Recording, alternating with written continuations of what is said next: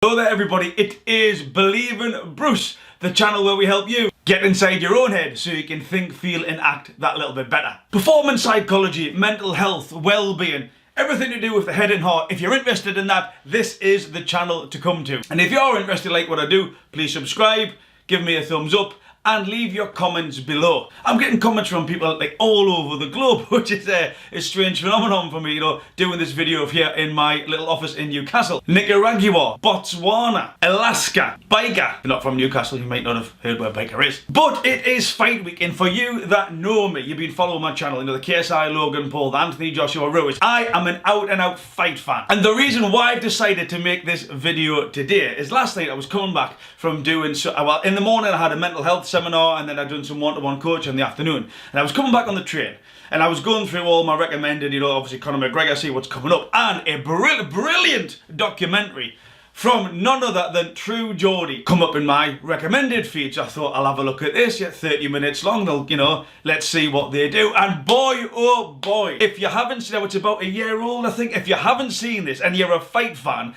the link's below, you need to watch it. Conor Mcgregor. It gives a real good detailed, and this is, you know, this is why I liked it, a detailed step-by-step journey, if you will, of Conor McGregor, what he's done, what he come up against, how he come over it, some of the failures that he has had as well. But if you're a fight fan and you haven't seen the True Geordie Conor McGregor documentary, well, it's like saying you believe in Santa Claus and you don't eat a mince pie and a carrot out on Christmas Eve. I thought, that's like, I love the structure of it, I love the detail of it. So I thought, alright, what can I do?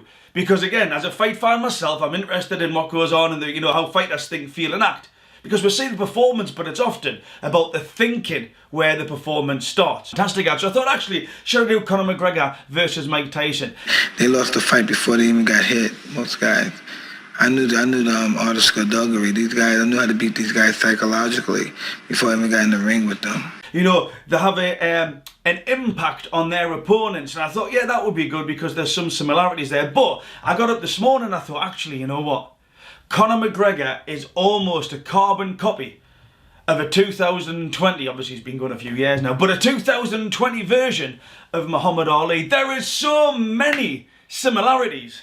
It's if Muhammad Ali's trained him from afar. It's if Conor McGregor has studied the guy and has just literally repeated everything, maybe he's on the same level, maybe he's above, that Muhammad Ali did. Now he may not be copying the guy, he may not be doing it, and may just be in, you know, he's a similar character to Muhammad Ali. That's definitely something that we got to take into consideration. What I want to do is explain the mental side of it. The mental side, oh my lord, it's like such an underrated, undercommented, undervalued, under-discussed area of a fighter's game. It's like, oh yeah, the mental game's so important. And then we talk about, oh, look at him hit the bag, or look at his left hand, and all this type of stuff. So what I want to do today is explain the mental game. And again, it was inspired when True Geordie was saying you can see Conor's getting under people's skin or he's getting into the head. What I hope to do with this video is just take that a little bit further and explain what that means. You know, well, when you get under the skin, what happens to your head and your heart?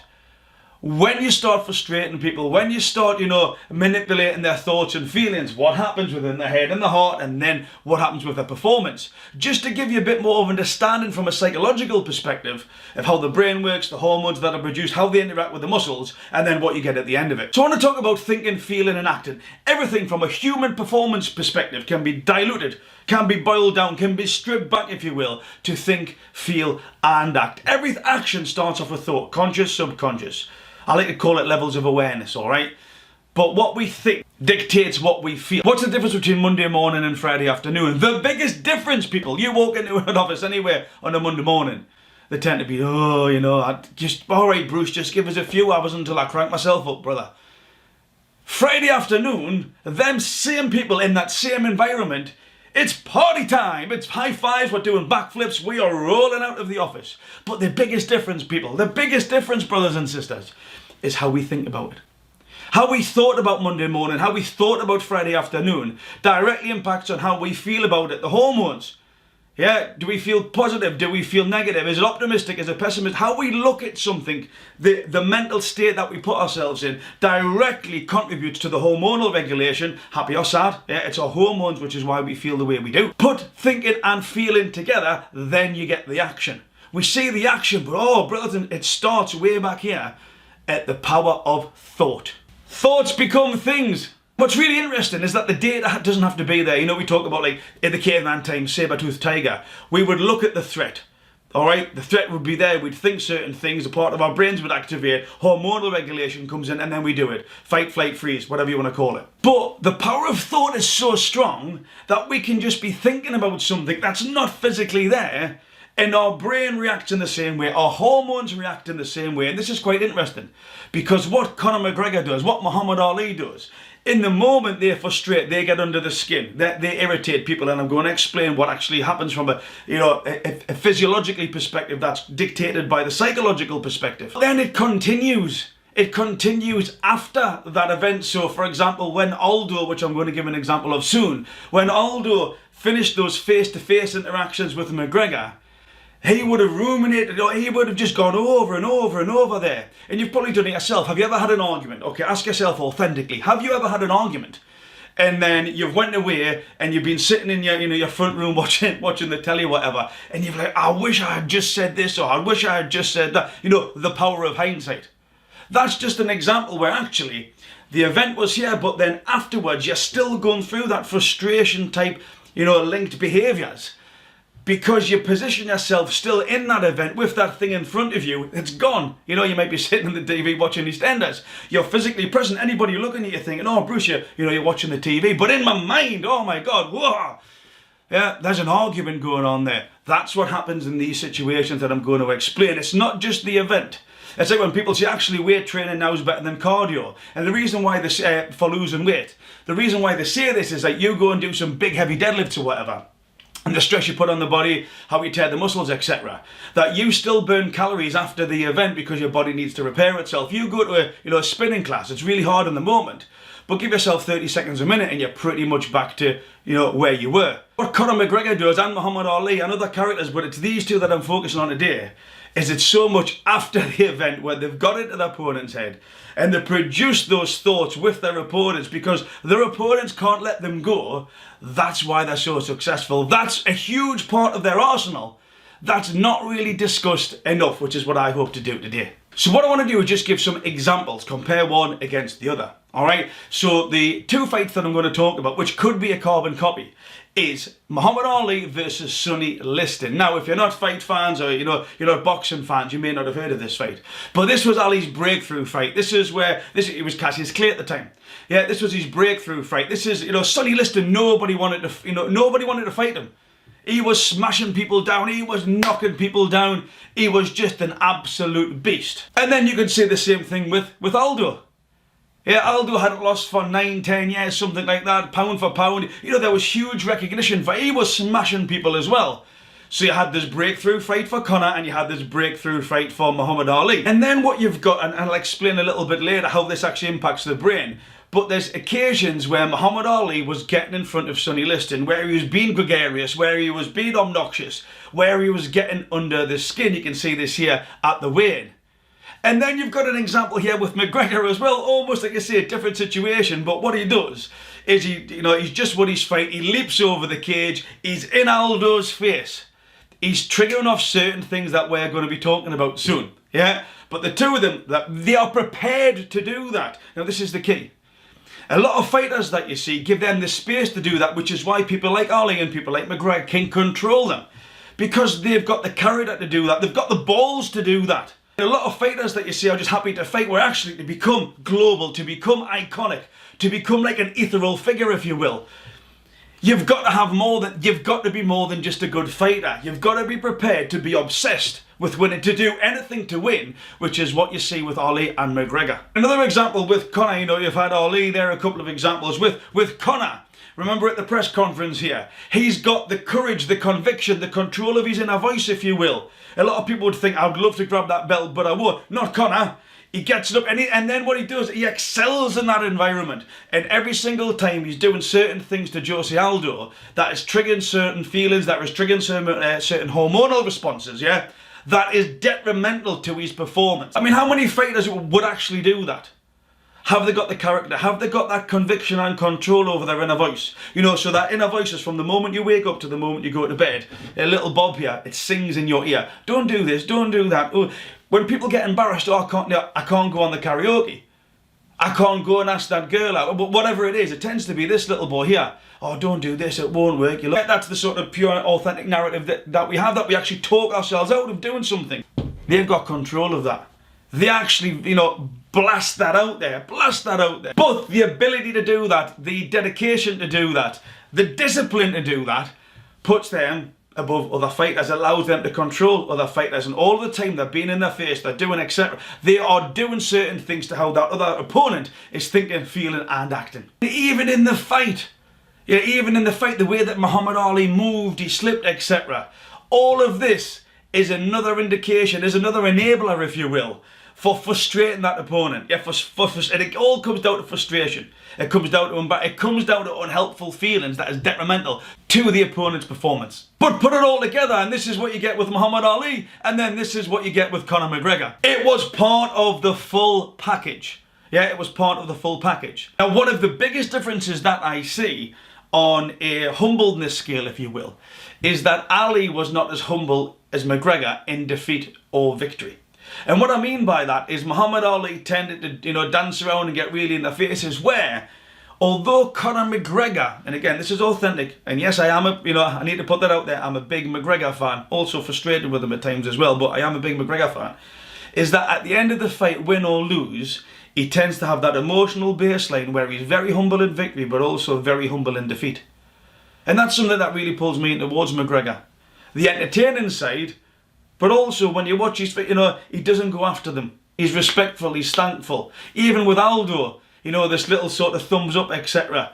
And he does that with all his opponents after the fight. But after the fight, it's too late. They have fallen into the traps. They have been persuaded and, manipulated and abused, if you will, with all their emotional, feelings and reactions to the point of defeat. So of course he can be humble because he's done it all there. That's the power of what I'm going to discuss now. So when we talk about, getting under people's skin, what does that mean? Well, what we really mean is that actually we start manipulating their reactions. We start changing their performance ability to the point where it's detrimental for them but advantageous for us. And how we get under somebody's skin is actually quite simple. If we do something that can generate a feeling of fear, a feeling of embarrassment, if something that attacks our self-preservation level. Now again, we as humans, we feel so many threats to our self-preservation. And I'm sure if somebody shut you down in a meeting, you can get defensive.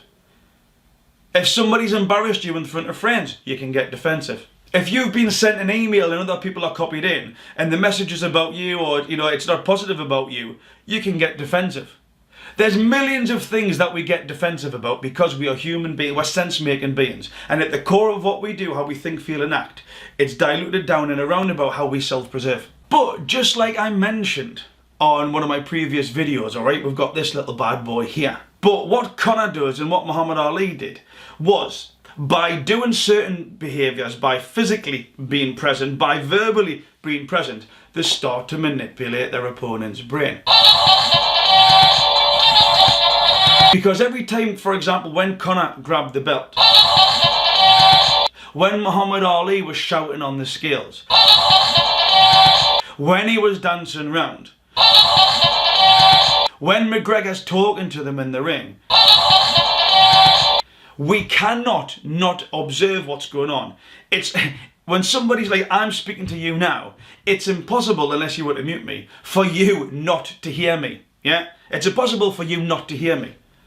When I speak, you hear, and that's one of the things that McGregor and Ali does very well, because other fighters just haven't even got the skills or the conviction, or whatever it may be, but they don't shut them down. They let them verbalise, which means if you're verbalising, I'm hearing you, brothers and sisters, there's nothing I can do about it. And based on what they see or do, like when McGregor was constantly his face when he was calling Aldo a pussy, yeah, when he was in the car that day, he was calling Aldo a pussy. Or when Aldo was in the recording studio doing that radio and McGregor had his belt over his shoulder. All of these things affect the brain. And what they do is that when we receive external stimuli, there's a part of the brain called the thalamus. All right? And the thalamus part of like the sensory logical part of the brain that sort of, all right, I've got this, what do I do with it? Yeah, it's like a junction, it'll send it to certain places. But when we receive an external stimuli, what the thalamus does, it sends us to two parts, all right? The cortex or the amygdala. Now, if we perceive something to be a threat, remember, a threat can be anything. A threat can be anything. Anything that we perceive negative can be processed as a threat. And what it'll do, it'll send it to the amygdala, it'll send it to the cortex. And if the amygdala decides that actually this is a threat, then the amygdala takes over. This is our emotional responses. Yeah, this is where the emotion comes in. And what the emotion does is it starts doing what you know is adrenaline dumps. Epinephrine, if you want to use another word for adrenaline. But the thalamus detects the stimuli, it puts it in, the amygdala takes over from the cortex. And again, so this is just like when you're in an argument. You know when your world zones in and you know when you just want to attack somebody, especially if someone's been unhelpful.